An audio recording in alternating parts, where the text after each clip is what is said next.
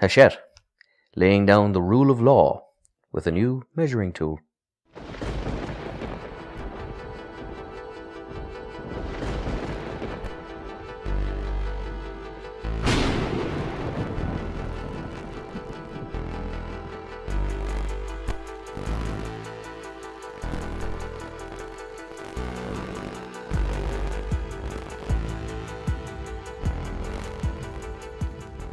Hello and welcome to The Lucky Roll, an eclectic channel for eclectic games. And today we're going to be reviewing Warhammer Age of Sigmar's Stormbringer Hachette Collection Magazine Partworks Part 7.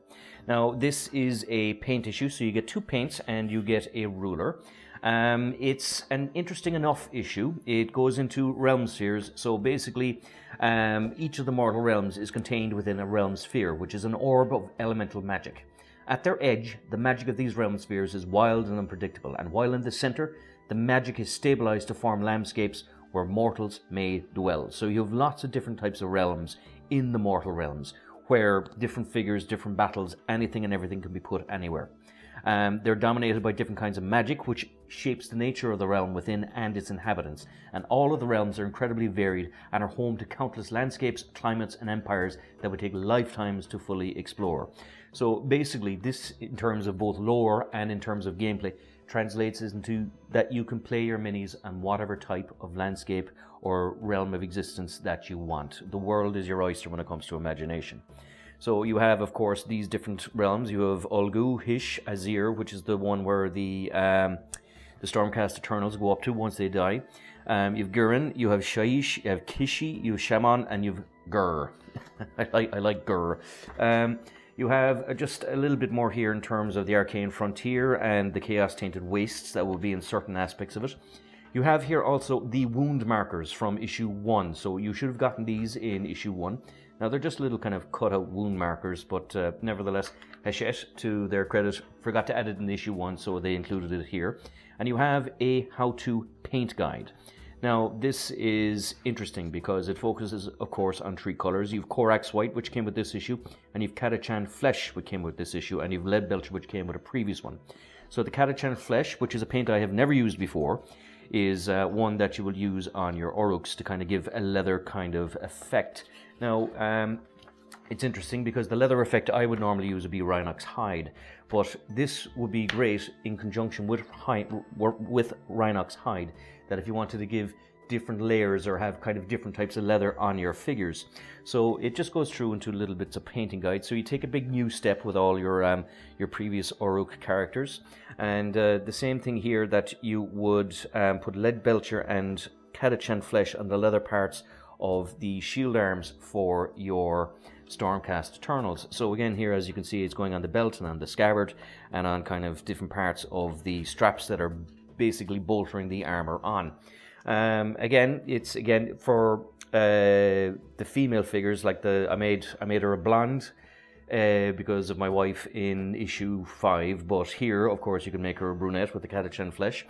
You have base coating as well with some of these aspects. So the Corax White, of course, would be used for the armor pieces on the Stormcast Eternals. Now, it's up to yourself. I find white a paint that is very difficult to deal with, and it's nearly worth researching which type of white paint works best, because I've had difficulty with a lot of Games Workshop's white paints.